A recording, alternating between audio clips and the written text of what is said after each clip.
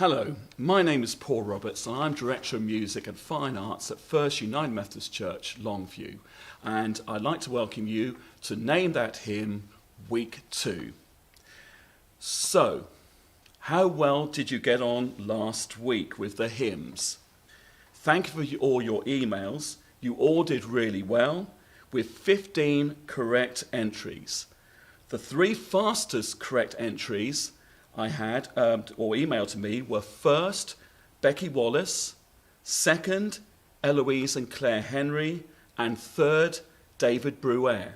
Congratulations and well done to everybody. Here are the answers from last week. Hymn 1, Thou my best thought by day or by night, waking or sleeping, thy presence my light. This is from Be Thou My Vision, number 451 in the United Methodist Hymnal. This is a traditional Christian hymn of Irish origin. The tune, called Slain, is a traditional Irish ballad melody. The words are based on an Irish poem, often attributed to the 6th century Irish monk and poet St. Fallon. The text and the tune were combined in the Irish church hymnal in 1919, and it is very popular, a hymn found in many hymnals around the world. It is also often requested at funerals.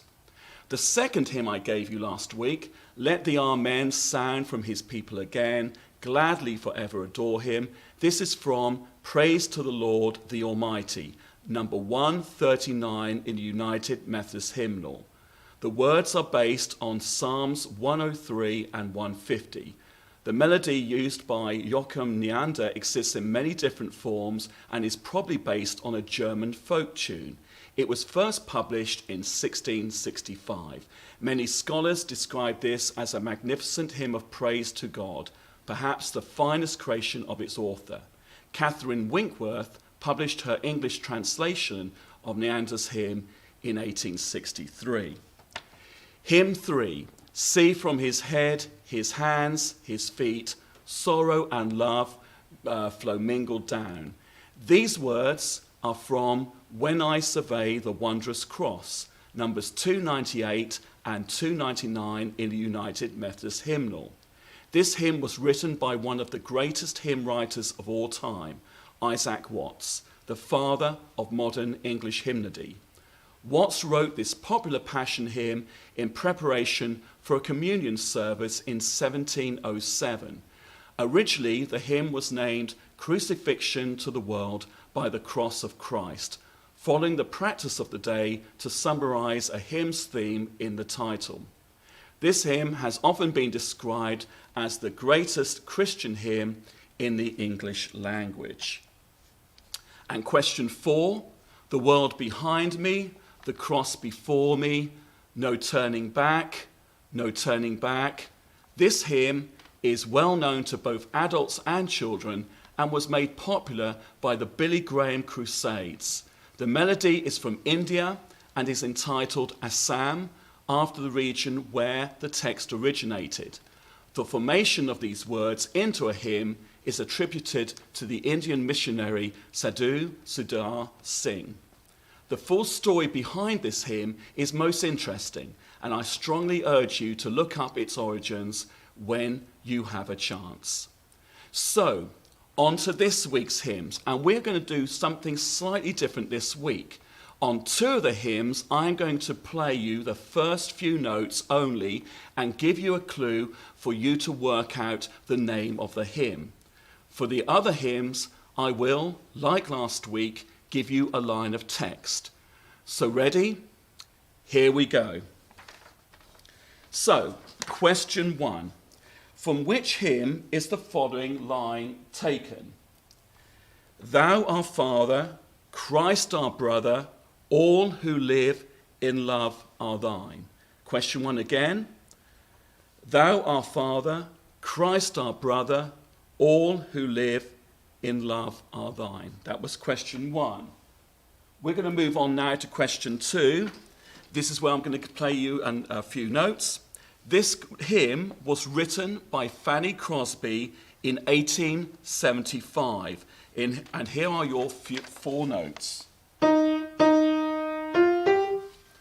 So this hymn was written by Fanny Crosby in 1875, and here are the first 4 notes.